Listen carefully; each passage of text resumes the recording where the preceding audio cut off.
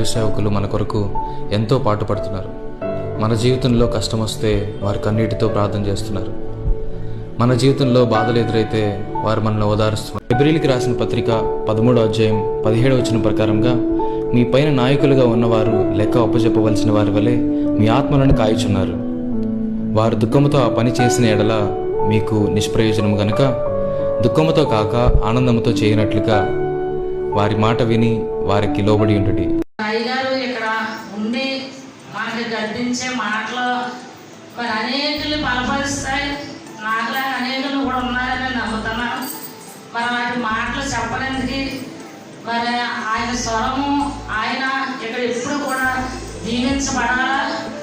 ఉచితంగా చాలామంది కూడా మరి సేవకులు ఉండేది ఒక దగ్గర, మంచిర్యాల ఒక దగ్గర ఉండే సంఘాలు, పెద్ద పెద్ద సంఘాలు ఉండే రోజులు. కానీ మన సేవకులు ఎప్పుడు మనతోటి మన తలసగా మన మధ్యలో ఉంటున్నారు. ప్రతి కష్టంలో, ప్రతి సుఖంలో, మన సంతోషంలో ఉంటున్నారు. అందుని బట్టి దేవుడికి వందనాలు. మరి ఆయన మాటకి మొదటగా మనం లోబడాలి. మరి దేవుడికి తర్వాత దోషల ద్వారా మాటకి లోబడమని ఎన్నో మాటలు ఉన్నాయి కదా, మనం లోబడలేదు.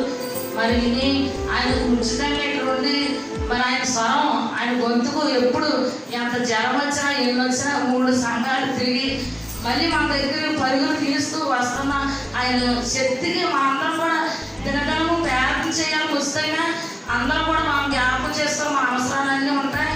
మరి అది ఆయన గురించి మనం జ్ఞాపకం చేసుకోవాలా. ఇలా నిలబెట్టిన గొప్ప దేవుడికి వేలాది వందనాలు. ఇద్దరు కూడా ఇంకా ఇద్దరు కూడా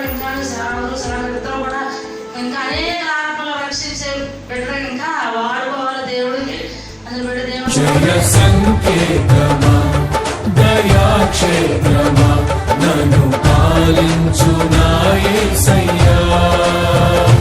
జయ సంకేతమా దయాక్షేత్రమా నన్ను పాలించు నా యేసయ్యా. జయ సంకేతమా దయాక్షేత్రమా నన్ను పాలించు నా యేసయ్యా. జయ సంకేతమా దయాక్షేత్రమా నన్ను పాలించు నా యేసయ్యా.